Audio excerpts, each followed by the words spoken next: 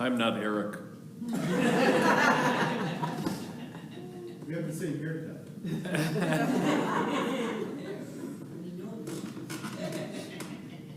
But I am confused.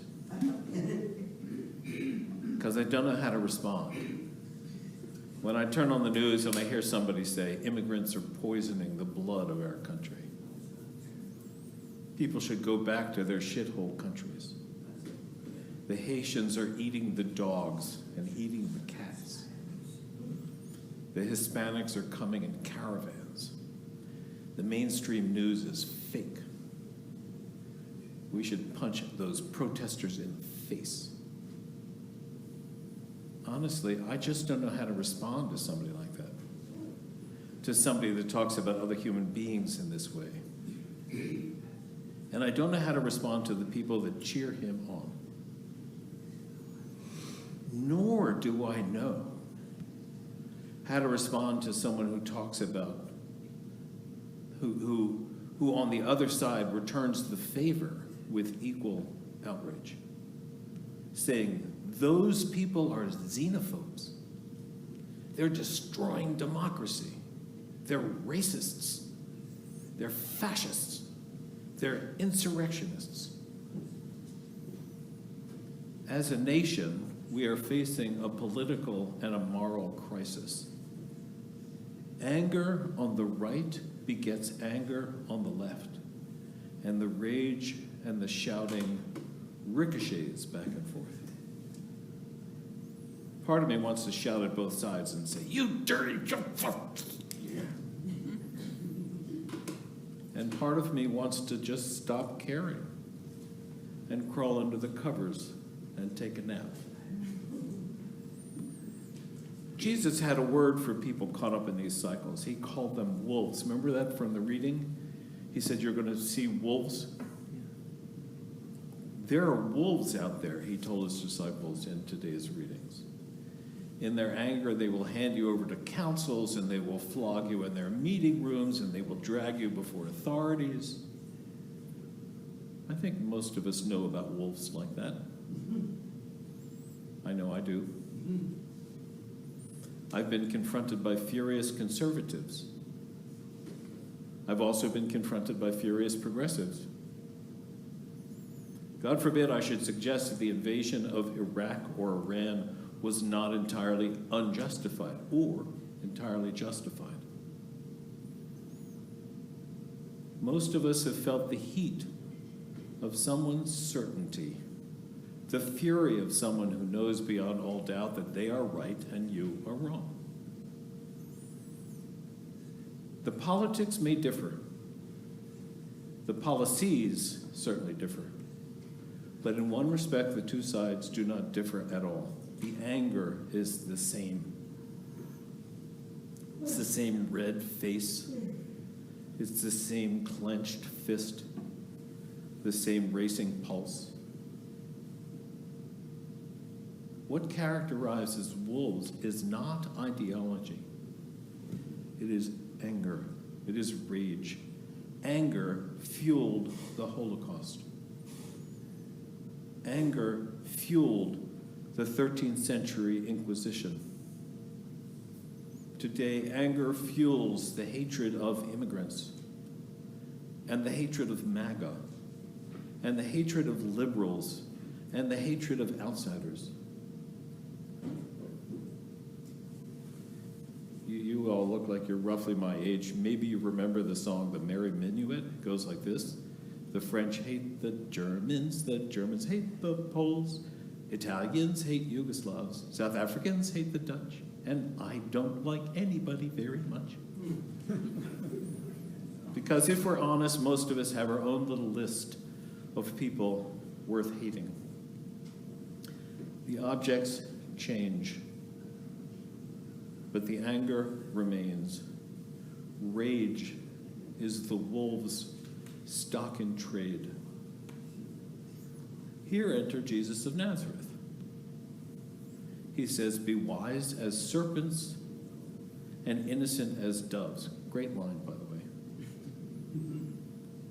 And what makes it so interesting is that, after all, snakes sometimes eat. doves. But Jesus is not saying that the serpent should devour the dove. He is saying that somehow we must be both serpent and dove. So the question is how? One temptation is simply to surrender, to lie down and let the wolves do their thing and give up. When the Nazis swept across Europe, many people simply despaired. Frankly, I probably would have.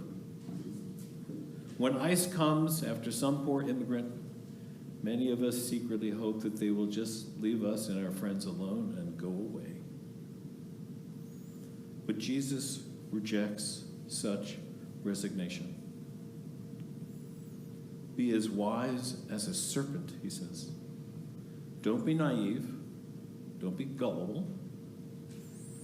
If someone is gaming the system, if they're gerrymandering their state, for example, you cannot respond merely by pretending that the game doesn't exist. If you do, you're not being virtuous, you're being a sucker. So we need some of the serpent's cunning. Of course, the danger of that is obvious. We become one of them.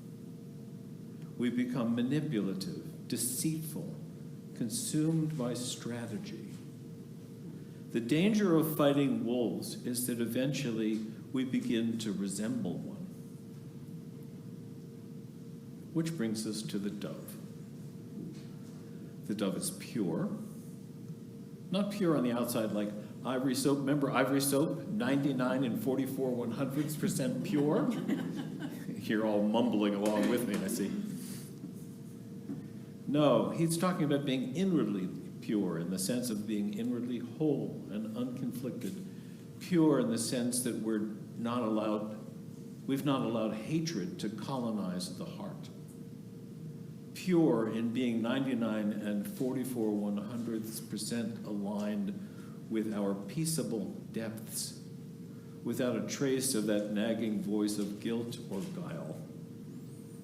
Jesus is saying, be shrewd, but do not become cynical. Be strategic, but do not become hateful. When we confront injustice, when we confront political madness, when we confront genuine threat, Jesus says, be wise, but remain whole. Be strategic, but remain peaceful.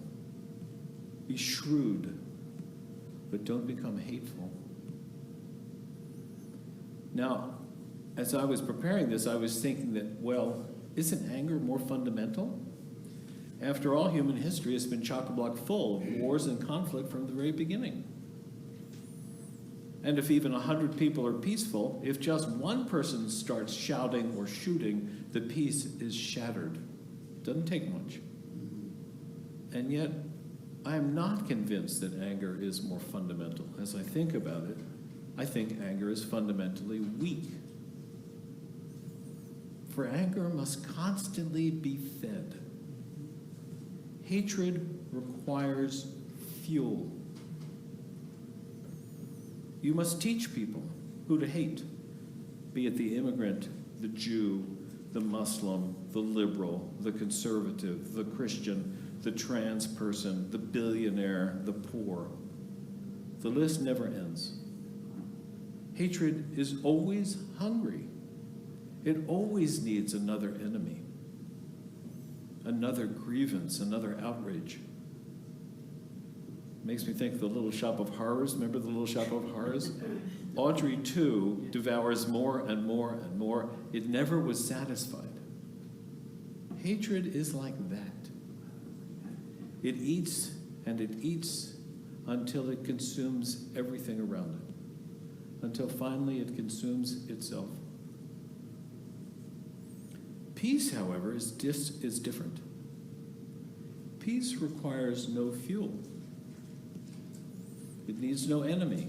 It needs no propaganda. It does not need constant reinforcement. Anger is loud. Anger is dramatic. But anger is not deep. Peace is what remains when hatred exhausts itself. I believe that peace is closer to our deepest nature than anger, for beneath all the noise, beneath all the self-righteousness, there remains something quiet, something older, something more enduring. What remains is peace. Beneath all the shouting, beneath all the blaming and fears, there remains something in the human spirit that longs to come home. The possibility of reconciliation always remains, even when it seems impossibly far away. So I don't despair. No matter how much anger fills our politics, no matter how many wolves are howling, the possibility of peace always remains. Our task is to be wise as serpents when wisdom is required, to be courageous when courage is required, to be strategic when strategy is required, but also to remain centered and inwardly whole and unconflicted. To embody the peace that we hope the world might one day know, our task is only to take the next step toward peace, to gather with others in peace, as we try to do here every week, to refuse to let hatred have the final word, to live as though the arc of human history bends, however slowly, towards reconciliation, to live as though peace is more fundamental than anger, to love as though love is more fundamental than fear, to live as though wolves do not represent the deepest truths about human beings. For beneath the shouting, beneath the hatred, peace is still there waiting for us. So I say, beneath all the fear, beneath all the wolves howling, change is a-comin'. Change is a-comin', oh yeah. Change is a-comin', change is a-comin', change is a-comin'.